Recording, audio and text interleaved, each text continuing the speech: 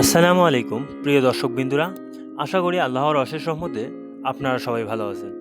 আমাদের সংসার নাটকের ৩৩ নম্বর পর্ব নিয়ে আজকের আপডেটটি কিন্তু একদম মিস করবেন না, কারণ এই পর্বটি কবে আসছে, ঠিক কখন দেখতে পারবেন এবং কোন কোন চ্যানেলে প্রকাশ করা হবে, এই নিয়ে অনেকের মধ্যে তৈরি হয়েছে ব্যাপক আগ্রহ। আপনারা যারা শুরু থেকে আমাদের সংসার নাটকটি দেখছেন তারা ইতিমধ্যেই ৩২ নম্বর পর্ব উপভোগ করে ফেলেছেন। এখন সবার একটাই প্রশ্ন, ৩৩তম পর্ব কি ঘটতে যাচ্ছে আর ঠিক কবে দেখা যাবে নতুন পর্বটি?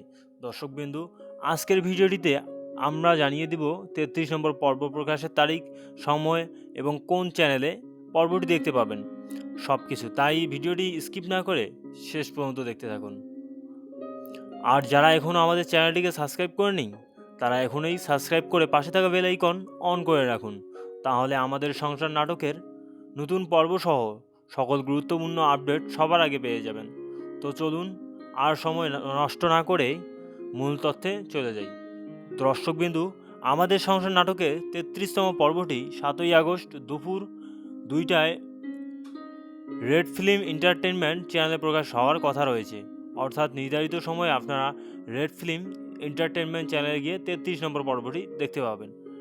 আর আপনারা যারা এখনও ৩২তম পর্বটি দেখেননি তারা অবশ্যই রেড ফিল্ম এন্টারটেনমেন্ট চ্যানেলে গিয়ে আগে পর্বটি দেখে নিতে পারেন, কারণ ৩২ নম্বর পর্বের গল্প কোন নতুন দিকে মোড় নেয় সেটিও এখন দেখার বিষয়।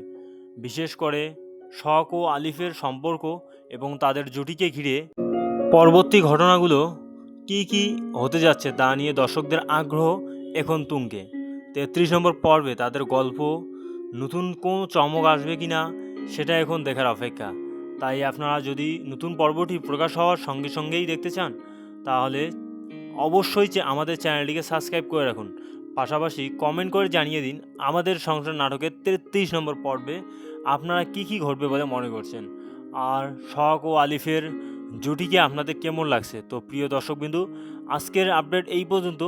নতুন কোনো নাটকের আপডেট নিয়ে হাজির হব আপনাদের মাঝে আবারও অন্য কোনো দিন।